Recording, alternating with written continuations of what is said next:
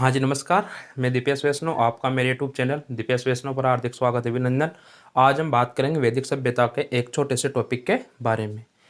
वो टॉपिक है अपना आश्रम व्यवस्था, यानी कि वैदिक काल में जो आश्रम व्यवस्था थी वो किस प्रकार या किस रूप पर आधारित थी। तो आओ आज हम बात करेंगे अपनी आश्रम व्यवस्था के ऊपर। जो आश्रम व्यवस्था थी, अगर इसकी बात करें तो जो आश्रम शब्द है इसका जो अर्थ है वो है एक पड़ाव या एक सीढ़ी। आश्रम, आश्रमों की संख्या 4 मानी गई है। इसमें जो पहला अपना आश्रम रहेगा वो रहेगा ब्रह्मचर्य आश्रम। एक बात और है कि जो 4 आश्रम है, इन 4 आश्रमों की जो आयु सीमा है लगभग वो आयु सीमा 100 वर्ष मानी गई है, यानी कि एक व्यक्ति की जो उम्र है वो 100 वर्ष निर्धारित की गई है। और 4 आश्रम माने गए हैं और 4 आश्रमों के अनुसार प्रत्येक आश्रम को 25-25 वर्ष में डिवाइड कर दिया गया है। तो जो पहला आश्रम है अपना वो है ब्रह्मचर्य आश्रम। जो इसकी आयु सीमा है वो है प्रारंभ से लेकर 25 वर्ष तक। यह मुख्यतः शिक्षा से संबंधित आश्रम माना गया है, यानी कि जो आश्रम था ये किससे संबंधित था? ब्रह्मचर्य आश्रम शिक्षा से संबंधित। आपने वैदिक काल में देखा होगा कि जो गुरुकुल पद्धति उस समय लागू थी। इस प्रकार जो वर्तमान में यूनिवर्सिटी, विश्वविद्यालय और बात करें हम स्कूल जो प्राइवेट सरकारी ये जो चल रही है, उस समय नहीं थे। उस समय क्या था?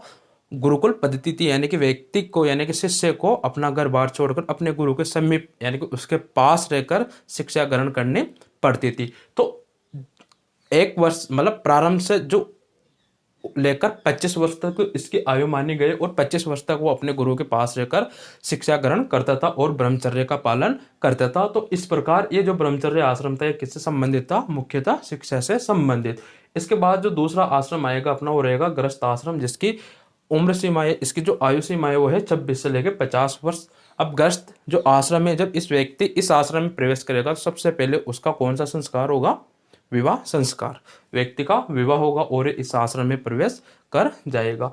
धर्म अर्थ काम की प्राप्ति इसी आश्रम में संभव है। जो 4 पुरुषार्थ है, धर्म अर्थ काम मोक्ष, उन 4 पुरुषार्थों में से प्रथम 3 कौन कौन से? धर्म अर्थ और काम। इन तीनों ही पुरुषार्थों की प्राप्ति इसी आश्रम में संभव है। किस आश्रम में? गृहस्थ आश्रम में। आश्रमों में इस आश्रम को सर्वश्रेष्ठ माना गया है। चारों आश्रमों में सबसे सर्वश्रेष्ठ किस आश्रम को माना गया है? तो वो है गृहस्थ आश्रम। अब इसके बाद हम तीसरे आश्रम की बात करें। तीसरा आश्रम है अपना वानप्रस्थान आश्रम। वानप्रस्थान आश्रम से आप समझ रहे हो कि वन की ओर प्रस्थान करना ये सही है, लेकिन वन की ओर प्रस्थान करना मतलब सब कुछ छोड़ देना। तो मतलब व्यक्ति समाज में रहकर भी अपने परिवार, रिश्तेदार कहे, उसके माँ बाप, उसके बीवी बच्चे, इन सबसे अपना जो मोह है, जो ममता है, उसको त्याग कर वो एक तरफा वहां से हटकर फिर वो किसके लिए सो होता है? समाज सेवा के बारे में, यानी कि एक तरह से वो एक सेवक के रूप में फिर अपने जीवन का निर्वाह करता है और समाज सेवा करता है, वो भी निस्वार्थ भाव से, न कि स्वार्थ भाव से। तो इसके वानप्रस्थ आश्रम की जो आयु सीमा मानी गई है वो 51 से 75 वर्ष, यानी कि इस आयु के बीच में जब व्यक्ति रहता है तो वो उसको मुख्यतः अपना जीवन अपनी समाज सेवा में लगाना चाहिए। इसके बाद जो चौथा आश्रम रहेगा अपना वो रहेगा संन्यास आश्रम, जो कि अंतिम आश्रम है। इसकी जो आयु सीमा मानी गई है वो है 76 से 100 वर्ष। अब संन्यास आश्रम, आपको संन्यास आश्रम सुन के आपके दिमाग में कोई बात आ रही होगी कि संन्यास यानी कि व्यक्ति सब कुछ छोड़कर मतलब सन्यासी बन जाता है, पीले वस्त्र सफेद वस्त्र धारण कर लेता है, दाढ़ी बढ़ा लेता है और कहीं निकल जाता है। तो इस प्रकार से नहीं, व्यक्ति कहीं भी रहे, लेकिन संन्यास का मतलब उसको एक सन्यासी का रूप धारण कर लेना चाहिए। मतलब फिर किसी से कोई उसे मतलब नहीं रखना चाहिए।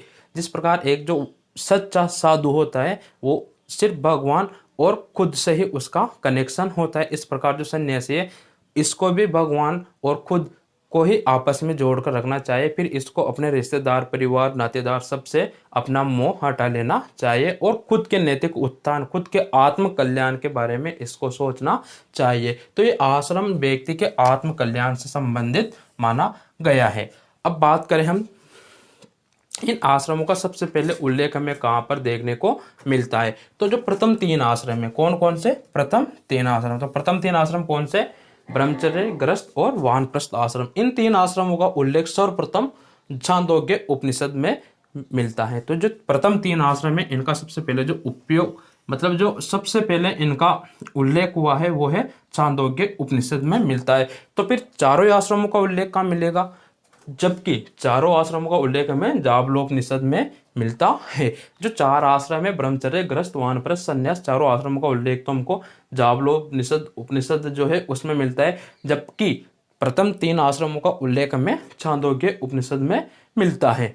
इस प्रकार ये अपनी आश्रम व्यवस्था थी जो वैदिक सभ्यता यानी कि वैदिक काल में इस व्यवस्था के आधार पर ही एक व्यक्ति अपना जीवन व्यतीत करता था। उम्मीद करता हूँ यह टॉपिक आपको अच्छे से समझ में आया होगा और इसके बारे में जो अगर आपके दिमाग में कोई पहले संशय था तो वह संशय भी आपका दूर हो गया होगा। तो आप अगर इतिहास विषय से किसी भी वैकेंसी की तैयारी कर रहे हो, स्कूल व्याख्याता की या फिर कहें यूजीसी नेट हिस्ट्री की तैयारी कर रहे हो, तो आप ये क्लासेस रेगुलर देखें, निरंतर इन क्लासों को देखें। छोटे छोटे टॉपिकों के साथ आपको पता नहीं चलेगा कब आपका इतिहास विषय आराम से क्लियर हो गया। तो उम्मीद करता हूँ ये क्लास आपको अच्छे से समझ में आई होगी। स्वस्थ रहिए, मस्त रहिए, अपनी तैयारी में व्यस्त रहिए। जय हिंद, जय भारत, वंदे मातरम।